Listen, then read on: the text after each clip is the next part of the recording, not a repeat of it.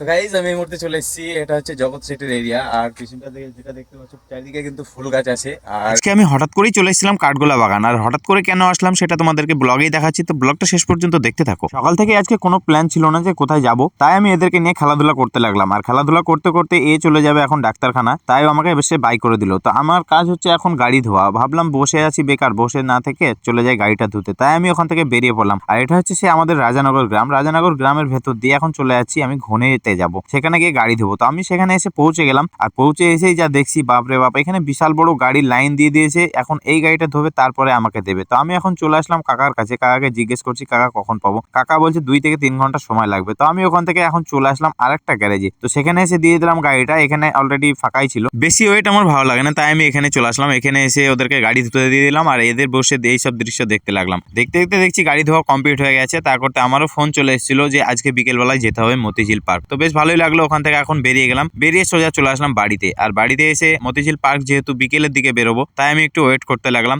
ছোট মহারানীর সঙ্গে আমি সময় কাটাতে লাগলাম। তার করতে ফোন চলে আসলো যে বেরোতে হবে। তো আমিও তাড়াতাড়ি করে রেডি হয়ে নিলাম, রেডি হয়ে বেরিয়ে পড়লাম। এখন যাবো মতিঝিল পার্ক। আর মতিঝিল পার্কে যে একটা যে ঘটনা ঘটেছিল সেটা আমি ক্যামেরা করতে পারিনি, ওখানে হচ্ছে ঢুকতে দেয়নি। তো তার জন্য আমি চলে আসলাম কাঠগোলা বাগান হঠাৎ করে। তো কাঠগোলা বাগানে এসেছি এমন সময়, দেখো চারিদিক কিন্তু সন্ধ্যা নেমে গেছে। এই সময় না দেবে ক্যামেরা ফোকাস, না দেবে কোনো কিছু। তো যাই হোক, যেটুকু হচ্ছে তোমাদেরকে দেখাচ্ছি। তো এইখানে আমি চলে এসেছি, এটা হচ্ছে ফার্স্ট টাইম আমার গাড়ি নিয়ে এখানে প্রবেশ করা। এর আগে কখনো গাড়ি নিয়ে প্রবেশ করিনি, একবার এসেছিলাম আর এই হচ্ছে দ্বিতীয়বার। তো দ্বিতীয়বার গাড়ি নিয়ে এসেছি এখানে। তো এসেই দেখছি সেন্দুক, আর এখানে চারিদিকে কিন্তু ফুলের বাগানে একদম ভরা।